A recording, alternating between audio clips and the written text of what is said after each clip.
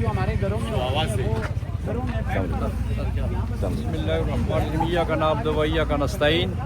आज जिस तरह हलीमा खान ने धरने की कॉल दी थी कि हमने खान साहब से अगर हमें मुलाकात ना कराई गई तो हम धरना देंगे, तो उस अरसे में कारकुन आए हैं, लेकिन यहाँ पकड़ दकड़ भी काफ़ी शुरू है और ये बेशुमार दोस्त यहाँ आए भी हैं जिनको पहले भी गिरफ्तार कर चुके हैं। लेकिन अफसोस ये है कि इस मुल्क में ना इंसाफ है, ना कोई कानून है, और जब तक ये आवाम नहीं निकलेगी, जब तक हम सब लोग निकलेंगे नहीं, उस वक्त तक इंशाल्लाह ये काम होने वाला नहीं है।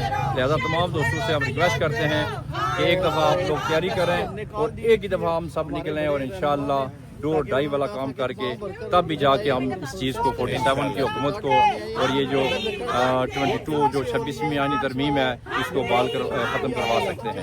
Thank you. जी नाज़रीन, बहुत बड़ी तादाद में यहाँ पर मौजूद है। साहब होते थे जी, बहुत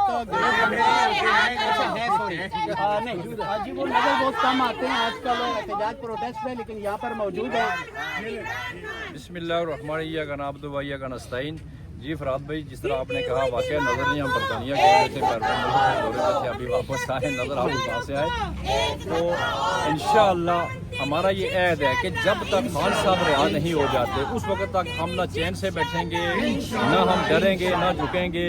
ये पुलिस, ये जबर, ये जुल्म 3 सालों से हम बर्दाश्त कर रहे हैं, तो हम यही चाहते हैं कि ये खून खराबे से बाज आ जाएं और पकड़ दकड़ से बाज आ जाएं।